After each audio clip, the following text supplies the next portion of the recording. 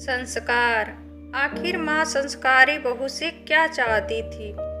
नई मारुति दरवाजे के सामने आकर खड़ी हो गई थी। शायद भैया के ससुराल वाले आए थे।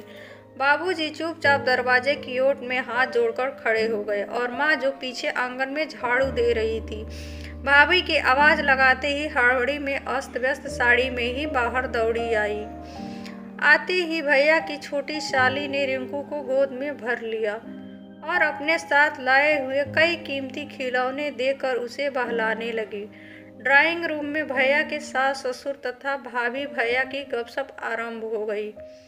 भाभी ने माँ को झटपट नाश्ता और चाय बनाने को कह दिया। माँ ने मुझसे पूछकर अपनी मैली साड़ी बदल डाली और रसोई में व्यस्त हो गई। माँ और बाबूजी के साथ ही ऐसा समय मुझे भी बड़ा कष्टदार प्रतीत होता था। इधर भैया भाभी के हंसी ठट्ठे और उधर माँ के ऊपर बढ़ता बोझ। यह वही माँ थी जो भैया की शादी से पूर्व कहा करती थी, इस घर में जल्दी से बहू आ जाए, फिर तो मैं पलंग पर ही पानी मंगाकर पीऊंगी। और बहू आने के बाद कई बार पानी का गिलास भी बहू के हाथ में थमाना पड़ता था। जिस दिन भैया के ससुराल वाले आते थे, माँ कप प्लेट धोने और बर्तन मांजने का काम और भी फुर्ती से करने लगती थी। घर के छोटे बड़े काम से लेकर बाजार से खरीदारी करने तक का सारा भार बाबूजी पर एक मुश्त टूट पड़ता था। कई बार यह सब देखकर मन भर आता था, क्योंकि उन लोगों के आते ही बाबूजी बहुत छोटे पड़ जाते थे। दरवाजे के बाहर बच्चों का शोरगुल सुनकर मैंने बाहर झांक कर देखा। कई मैले कुचेले बच्चे चमचमाती कार के पास एकत्र हो गए थे। भैया थोड़ी थोड़ी देर बाद कमरे से बाहर निकलकर देख लेते थे और बच्चे को इस तरह डांटते खदेड़ते थे मानो वे कोई आवारा पशु हो। भैया के सास ससुर के मध्य रिंकू की पढ़ाई तथा संस्कारों के बारे में वाक्य युद्ध छिड़ा हुआ था। रिंकू बाबूजी द्वारा स्थापित मोहल्ले के ही शिशु विहार में पढ़ता था, किंतु भाभी और उनके पिताजी का इरादा रिंकू को किसी पब्लिक स्कूल में दाखिला दिलवाने का था। भाभी के पिताजी बोले, इंग्लिश स्कूल में पढ़ेगा तो संस्कार बदलेंगे, वरना यहाँ रहकर तो बच्चा खराब हो जाएगा। इससे पहले भी रिंकू को पब्लिक स्कूल में भेजने की बात को लेकर कई बार भैया भाभी आपस में उलझ पड़े थे। भैया खर्च के बोझ की बात करते थे तो भाभी घर के खर्चों में कटौती करने की बात कह देती थी।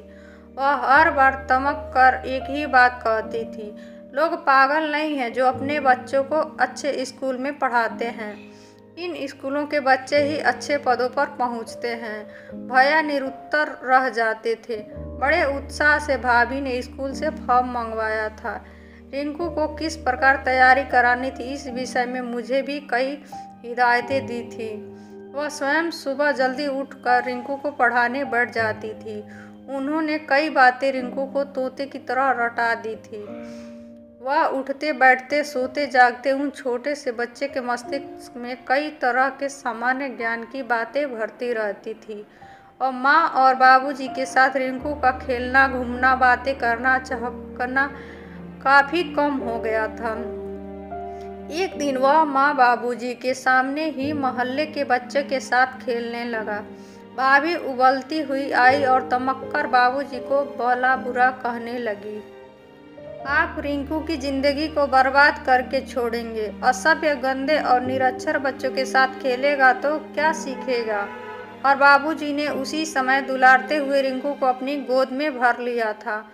भाभी की बात सुनकर मेरे दिल में हलचल सी मच गई थी। ये अमीर लोग क्यों होते हैं इतने भावाशून्य। भला बच्चों के बीच असमानता की खाई कैसी। बच्चा तो बच्चों के साथ ही खेलता है।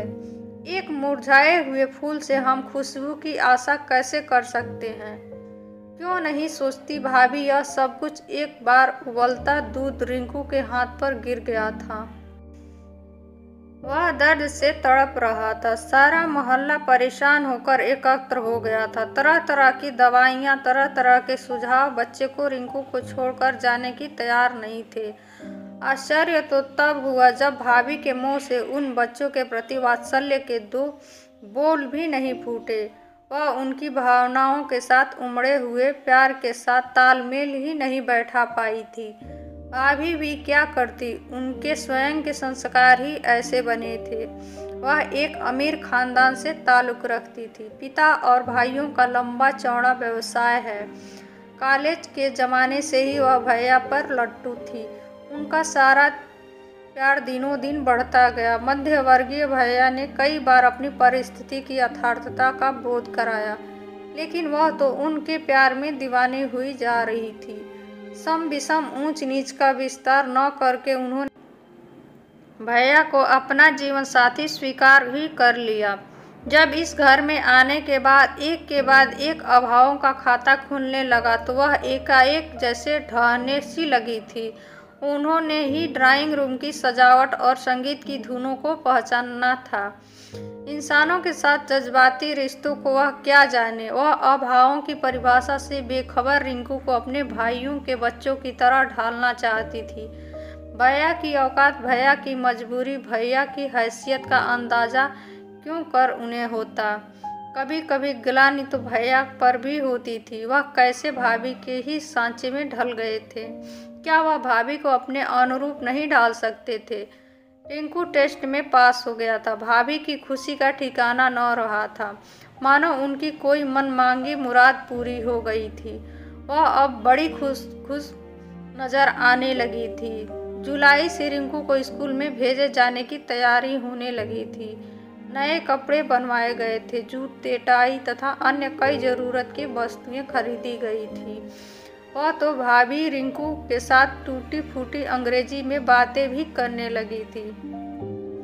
उन्हें शिष्टाचार सिखाने लगी थी। भाभी रिंकू को जल्दी उठा देती थी। बेटा, देखा नहीं तुम्हारे मम्मा के रितु, पिंकी कैसे अपने हाथ से काम करते हैं। तुम्हें भी काम स्वयं करना चाहिए।